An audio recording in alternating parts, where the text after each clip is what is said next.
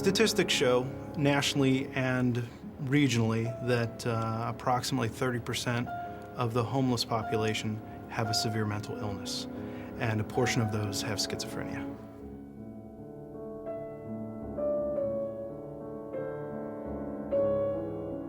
Rick has lived on the streets for over 20 years. He's lived in his particular place in the woods for 5. We ran across him, and the first contact we had with him, he totally ignored us and did not want to have anything to do with us. It's a matter of gaining trust, and it took quite a while to do that. His symptoms are very severe, and they continue to be. So it will still be a challenge for Rick until some of that's alleviated. So we're going at his pace.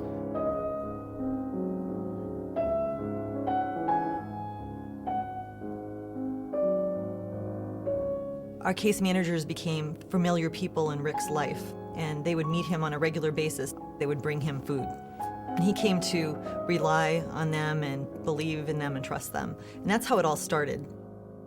He was a little apprehensive. Rick would always talk to everybody, but he'd never wanted any services, really. He really didn't want any help from anybody.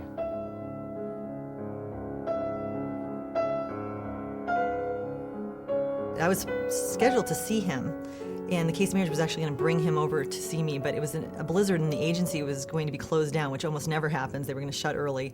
And the park where Rick was living was going to be shut down for the day too, and you couldn't get into the park. But we decided more than ever, this was the day to see Rick. We talked about shelters several times, and Rick would always refuse to go to the drop-in center or shelters, because I think he felt afraid of being around a large number of people, and he felt safe out in the woods by himself. One of the things we focused on that day, because it was a blizzard and it was right before Christmas, was please come out of the woods and please go into a shelter. We didn't have any kind of apartment or anything like that set up for him, but we had some emergency housing that we could offer to him. And for some reason, that time, being in a place, having a roof over his head, it got him thinking about, maybe the possibility of getting his own apartment and staying indoors. After that experience, he was open and ready to move into his own apartment. I just wonder if you give me a tour of your apartment. Sure, this is a living room here.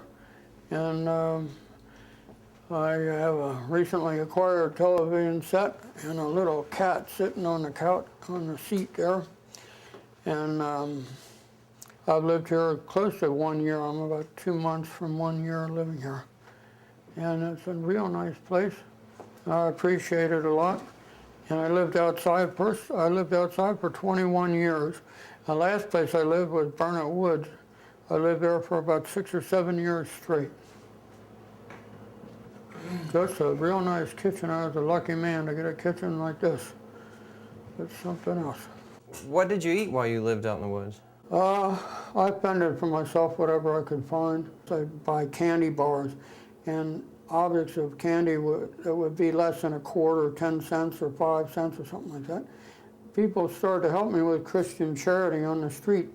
So I wouldn't have to say anything. I'd just be standing there. Somebody come up and offer me some money because I was an obvious character that lived wild on the street, a bum, to put it politely. What made you decide that you didn't want to live in the woods anymore?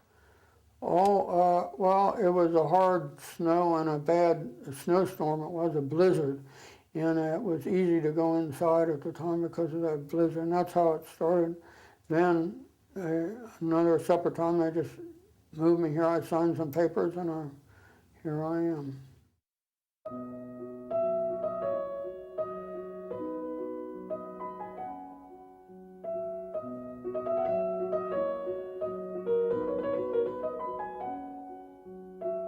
Rick has had hospitalizations over his lifetime. In fact, he's had repeated contacts with different psychiatrists and hospital events, and there's never been consistent outpatient follow-up for Rick. And I think that might have been one of the things that's been missing for him. He likes seeing the doctor. He likes to be able to talk about what's going on with him and try to get his delusions to stop and try to get the voices to stop, because that's one of our biggest goals too, is to be able to live life without having things bothering him and having these voices pestering him all the time.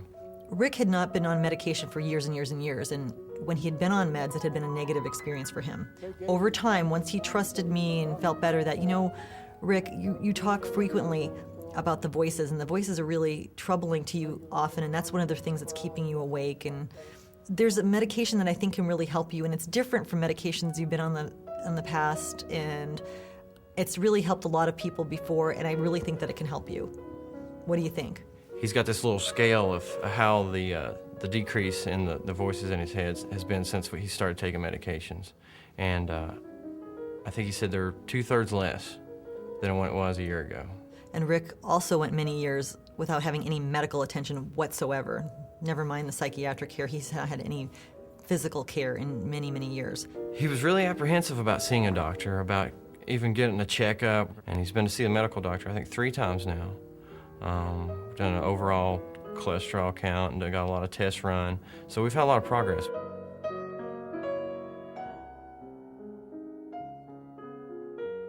You want to walk down here and show me, Rick? All right. Well, it's in the woods here, so it's hidden. And it is hidden from the police department. It's hard for them to see it from up on the road when they drive in a car by. They couldn't find me down here very well, as far as I know. Whether they ever spotted me, I would not doubt it. Because it happened over many years. Where did you sleep at here? Just right here, right at the foot of this tree. And this was all a bed area here, and a trunk of a fallen limb went right across where my feet were. I lived here for 6 or 7 years. I don't know how long it was. Why did you have walls? Did it make you feel safer? Well, I lived in a stockade, so I could be protected on all sides. Nobody could creep up on me in my sleep. I tried to keep a high perimeter wall around as high as I could get it. It was at least 5 feet. If somebody wanted to come here, they'd make noise first and wake me up, and that was the theory of a wall, so I could be protected.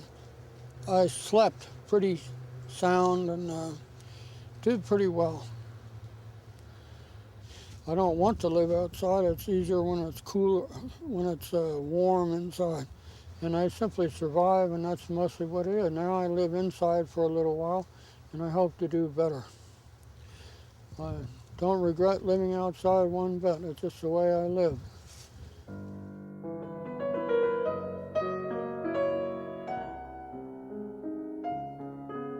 I'm thrilled to see him in this apartment and to see him talk about this cat and to have something that he can love and take care of. What's the cat? It touches me in a way that's beyond being a doctor or a psychiatrist. It's just quite a human connection that's really precious. I feel really special to be part of it. I don't want to take credit. It was all him and what he wanted to do and him wanting to get out of the woods, but I just feel really special to be part of something that's really changed his life and helped him in such ways. If Rick can come out of the woods and be in an apartment and actually he wants to get a job, I mean, it's amazing, and engaged and has a life with people that care about him. If it can happen for Rick, it can happen pretty much for anybody. Well, we're sure glad you're safe and indoors now. Right. Well, let's head on out of here and we'll go back to your apartment. Right. Thanks for rescuing me from the snow there. Quite something to get out of that snow that day. That storm took me by surprise. One day it was fair weather and everything was perfect. When I woke up, there was snow on the ground. It came a big snow that year, didn't it? It was a big snow and a big storm that lasted for longer than a day, I believe. I think it piled up about 18 inches. Yep. I got out by the skin of my neck there. I didn't know how I was going to go the next mile in the snow. Well, if you hadn't got in that day, I don't know if you would have lasted through it. Right.